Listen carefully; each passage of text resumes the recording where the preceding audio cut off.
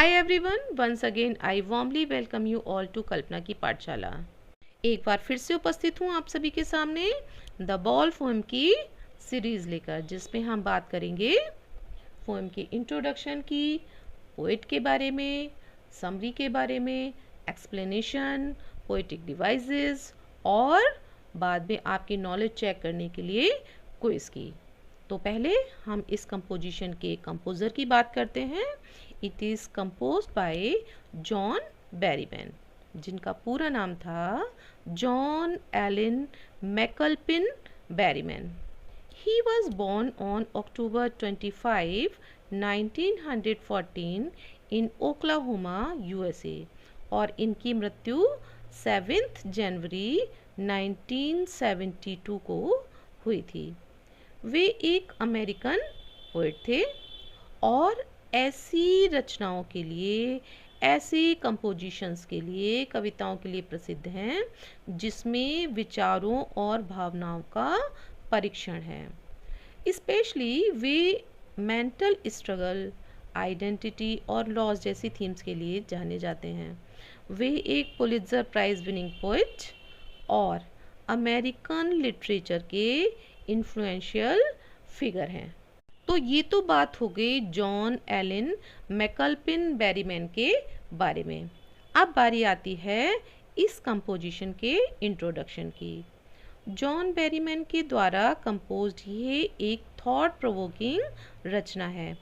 पहली बार में तो ये वर्स जो है बहुत सिंपल से लगती है, बिल्कुल सिंपल लगती है, जहाँ एक लड़के की गेंद उससे दूर हो जाती है। लेकिन ये वर्स लॉस, रिस्पॉन्सिबिलिटी और बड़े होने की यानी कि ग्रोइंग अप के बारे में एक पावरफुल मैसेज देती है। अब देखिए, बच्चों के साथ तो ये रोज़ ही लगा रहता है, रोज़ ही होता है कि कभी उनके कोई फेवरेट टॉय टूट जाता है, कभी कोई फेवरेट चीज़ खो जाती है। तो इस प्रकार के प्रतिदिन घटने वाले इंसिडेंट्स के माध्यम से पोइट एक यूनिवर्सल ट्रुथ को प्रेजेंट करते हैं। According to him, life is full of losses and हम जैसे जैसे बड़े होते हैं हमें उनके साथ सामंजस्य बिठाना सीखना पड़ता है। अगर हम ऐसा नहीं करते हैं तो हमें प्रॉब्लम फेस करनी पड़ती है। बच्चों, अब बारी आती है पोएम की समरी की।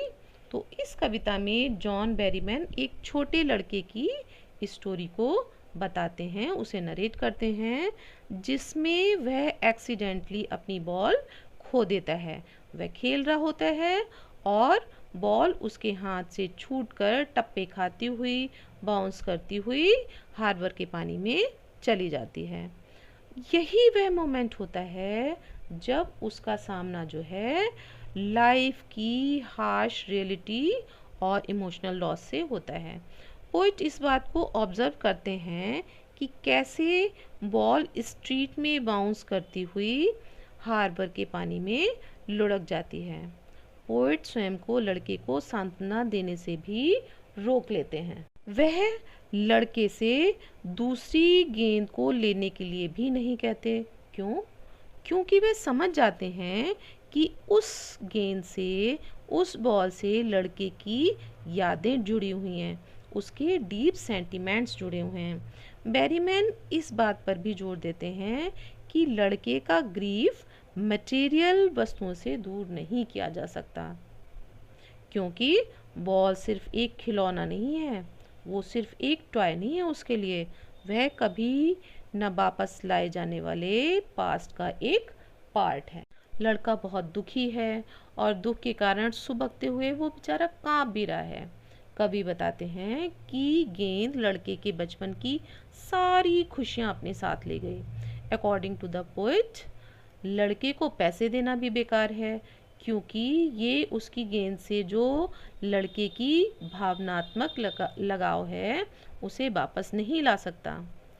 लास्ट में कवि इस लड़के के जीवन का एक इम्पॉर्टेंट टर्न बताते हुए कहते हैं कि अब वह ये समझ जाएगा कि कुछ लॉसेस जो हैं वो परमानेंट होते हैं और बड़े होने पर रेस्पॉन्सिबिलिटीज़ भी आती हैं।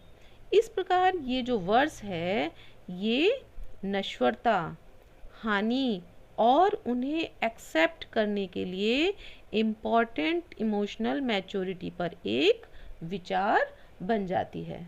तो बच्चों, आज हमने इस पोएम की समरी कवर की है। आशा करती हूँ कि आप लोग इससे बेनिफिटेड होंगे। Thanks for being with us till the end. Journey of knowledge does not stop hair, है ना। ऐसे ही और नॉलेजेबल वीडियोस के लिए कल्पना की पाठशाला से जुड़े रहिए। हाँ, अगर देखिए आपको वीडियो में दी गई जानकारी अच्छी लगी है, आपके लिए बेनिफिशियल है, तो चैनल को सब्सक्राइब ज़रूर कीजिएगा। वीडियो को लाइक, कमेंट और शेयर करना मत भूलिएगा। तो मिलते हैं नेक्स्ट वीडियो में। Till then, bye bye.